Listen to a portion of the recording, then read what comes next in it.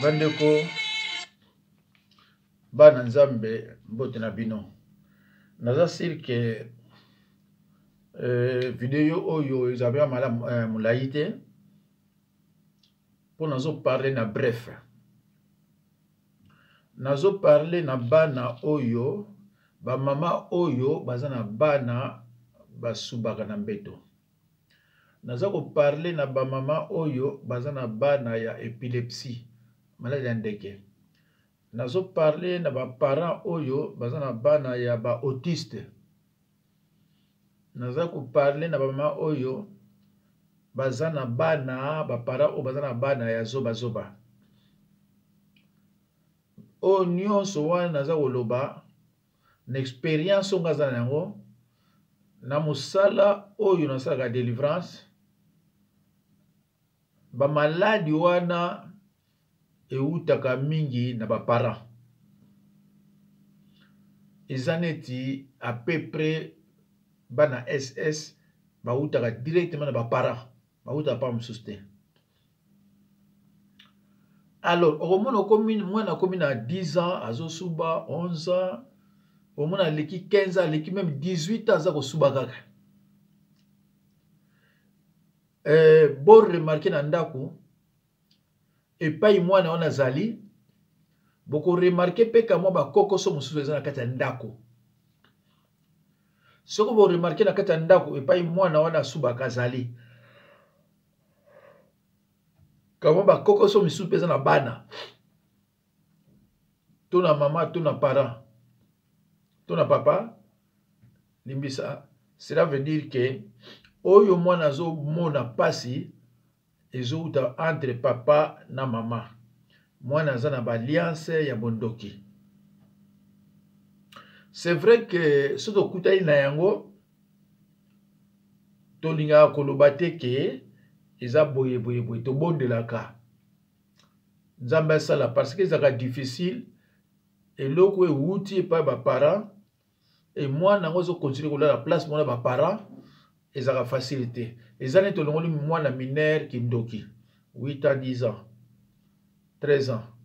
Mais soki azokolala na ndako oyo mutu apesaki yango osali mosala moko te bakozongisela yango lisusu. C'est comme ça aussi.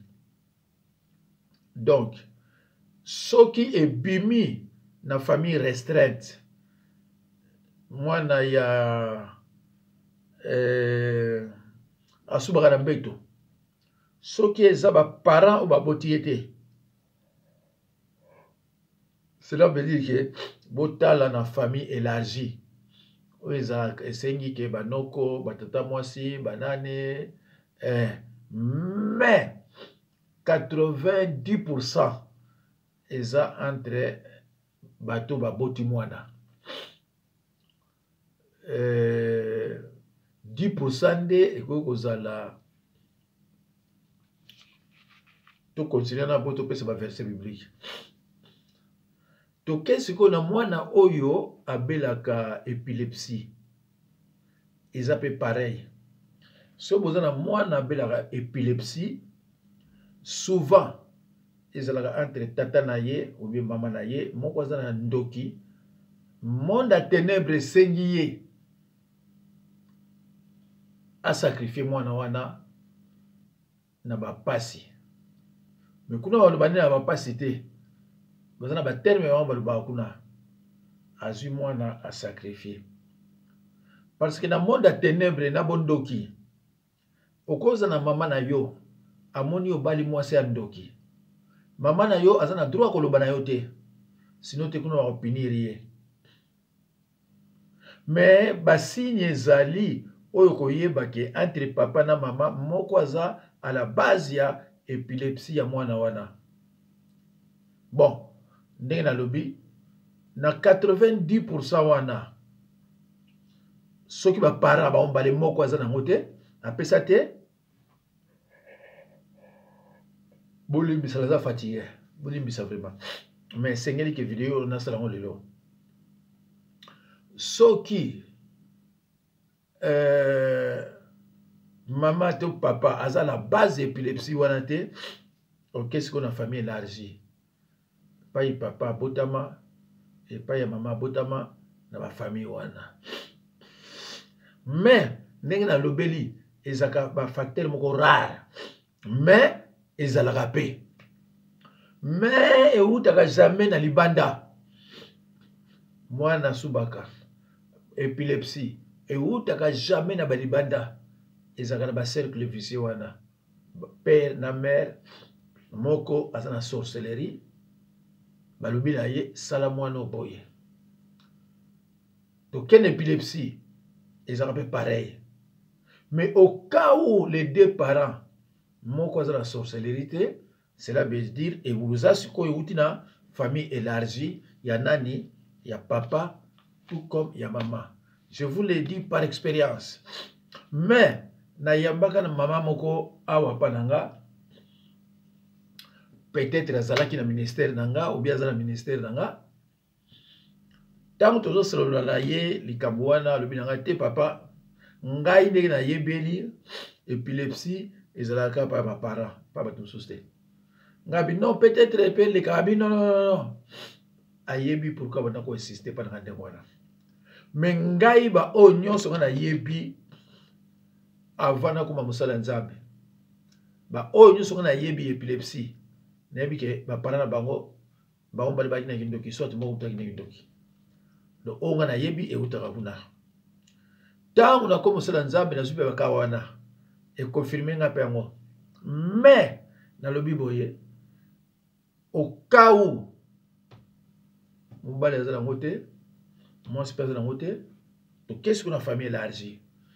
Papa côté famille na ye, maman côté famille. So comme la famille élargie, comme famille monene hein?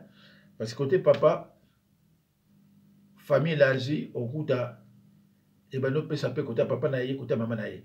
Au côté maman, on peut s'appeler côté papa naïe, côté maman naïe. Wana ezaka 10%.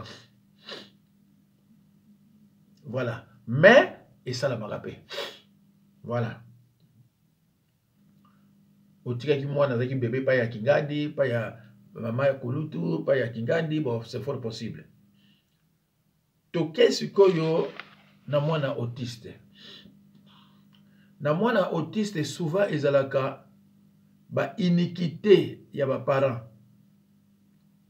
Ba kanga na zwa ya bana autiste soki na zwa 4 ou 5 ba mama na bango ba kendaka pa nganga. Ba kenda ikuna ba yokani te. Nganga beti fimbo. Mususu akendaki po ba bimisile ba mbongo ebele. Aki na mbongo na malamu $100, aki kuna fois bimisile bo ba bebani allez. Apprécier mon autiste.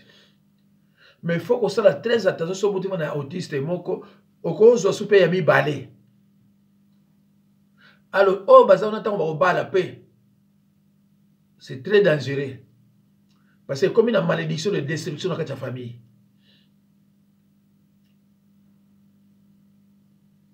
Na bati bandeko bozolo ndanga na autiste oyo nga na yebi. Ma maman na baba kina pa banganga.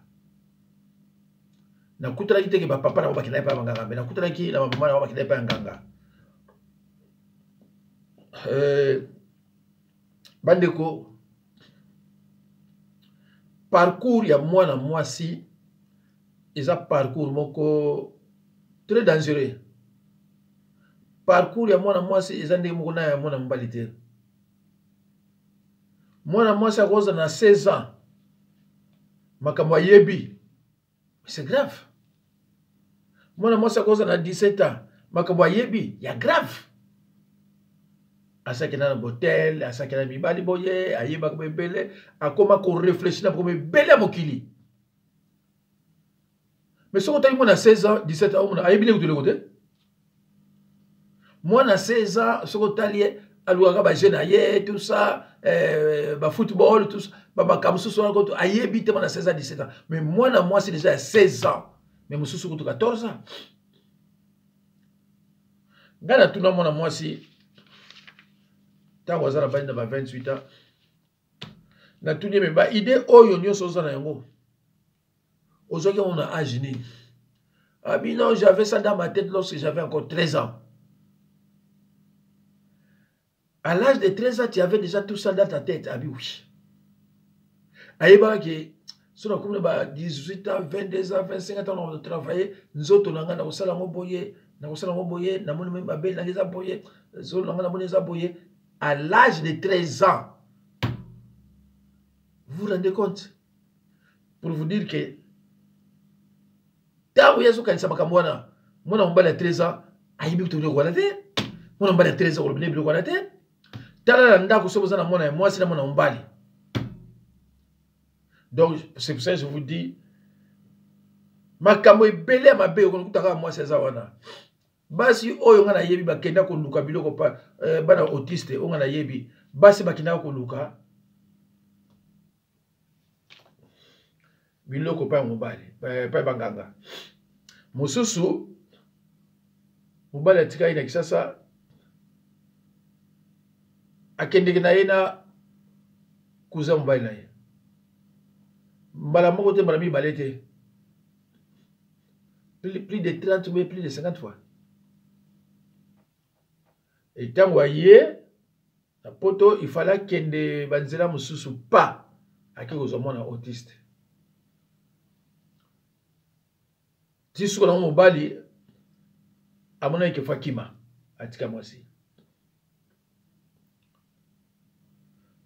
la plupart de maman ou baza autiste, la plupart batikala ba homo ko femme seule. La plupart. Misusu baza mi bali na bango. Mais mi bali o ba mona ke non oyo tozana ye ako utapa na ngate. Batika basi. Ba utaka mingi na banzela wana. Soki tobi mwana zoba zoba. Mwana epilepsie za mwana zoba zoba te. Oyo subaka za mwana zoba zoba te. Oyo autiste te koloba mwana zoba zoba mais mwana zoba zoba pe muso ali mais za autiste te. Parce que oyo za ne autiste na ndako. Autiste za punition. Kozala mwana autiste eza punition. Punition na oyo salaki. Eza te ke pona bato muso basalaki te oyo salaki eza punition. Kozala mwana ya zoba zoba, c'est aussi une punition. Na oyo yo salaki. To na oyo mama salaki. Mais na côté wana bana ya autiste comme c'est rare bakanga ba mama ba tata ba ndoki parce que ba mo ba yebi ke aza pona boye. Donc mwana ya autiste ko kene musika te. Ezala papa to mama mais souvent maman. Mwana subaka na mbeto. Papa to maman moko. Ou alors famille élargie mais 10%. C'est pour cela, dans le bien. To lingaka te ko tselo ko mona foyer batu, ba koma ko discuter ba bana ko lobana. Mais na lobby bien et pas mona asubaka. Boko remarquer à parier ka moi antécédent moko ezawana soit na niveau mabala, soit na niveau. Mais na kita ndako ko remarquer moi eloko moko eza ko clocher susu na bana nyonso, même na mwana moko lisusu. Aza na problème ya mabala. Aza un problème à boyer, aza un problème. Beaucoup remarqué ngo kitomata. Autiste aza mutu moko neti bandi neti voyou. Amataka panza ka ba télévision, a panza ka biloko ebele, asala makabo ebele mystique. Alors bande koto ke na Bible. Bible na biso na Job 5:6. Le malheur ne sort pas de la poussière. Tout malheur a une cause spirituelle. Moniokoli eutaka na mabelete, eutaka quelque part. Le malheur ne sort jamais de la poussière.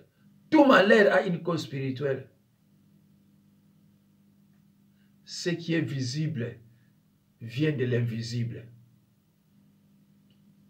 Na base vous comprenez. Alors, toke sikoyo na Matthieu 10:36. Dans Matthieu 10:36, l'homme aura pour ennemi les gens de sa propre maison.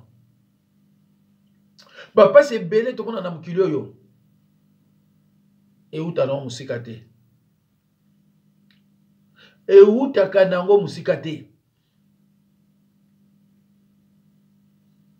Alors, dans Galates 6:7 balobi, on ne se moque pas de Dieu.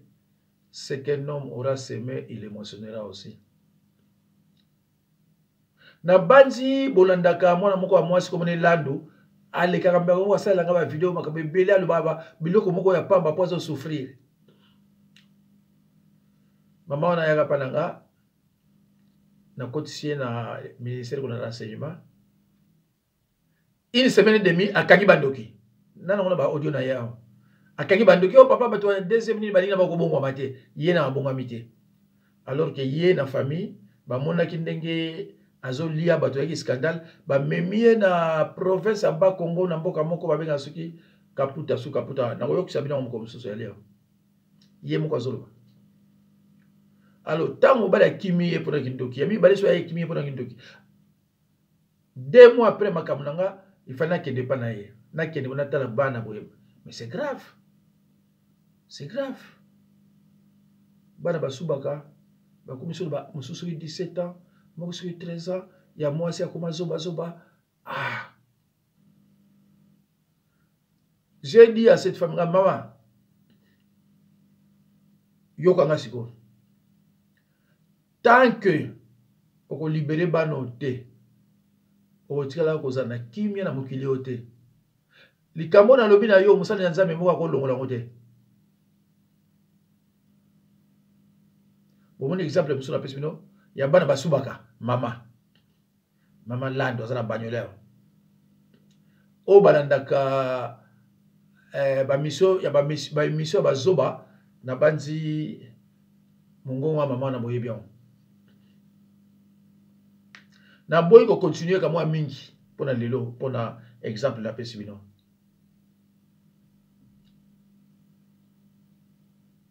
Alors, eko sala ndenge ni tawo zo mona mwana subaka eza yo muto sala kende ngwana.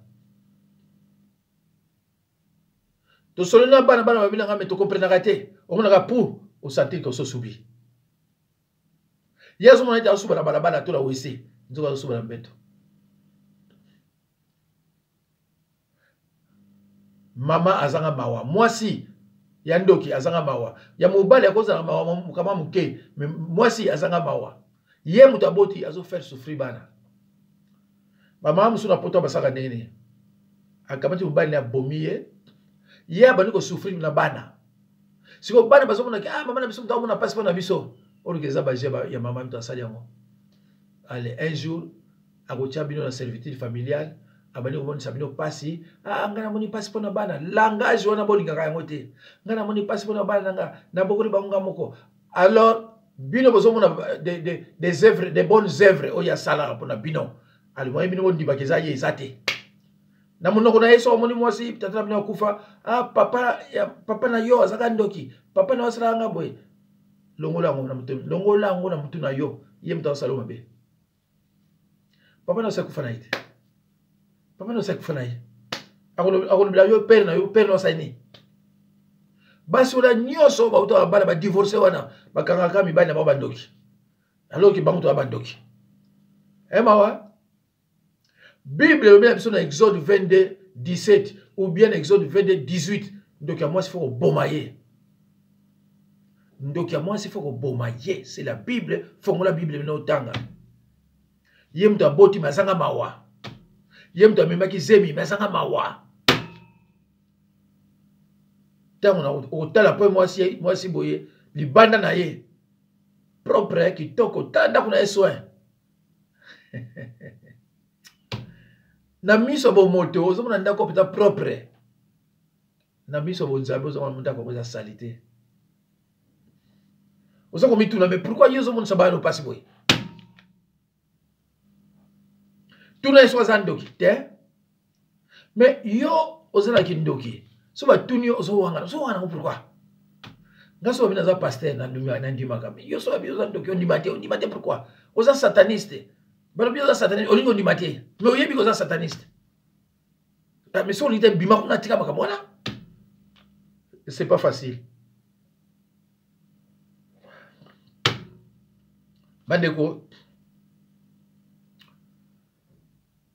na banzi na suki na bo comprendre na lobby bano basuma na banbeto souvent eutaka na tata na mama oyo ya épilepsie pareil ya autiste pareil ya zoba pareil ya zoba eza ba iniquité ba parents yo ndeko mobali na vie na yo sala bato nini yo mama pa yo uti yo sala bato nini ta mosopoza na ndoki mais siko la plupart basala ndenge nini so moni mwasi bandi ko wela o mama na yo ndoki yemta sali mwana oboye mama na oboye ke bana mwasi wana ke bana ye parce que la plupart so bali mwasi na famille so bandoki bali andimaka yango te kaka kote mobali ba mama na yo mama no mutasali boye ti mama na yo kufa na souci okangi ye kindoki oyo azalaka nini yango te eza mama mingi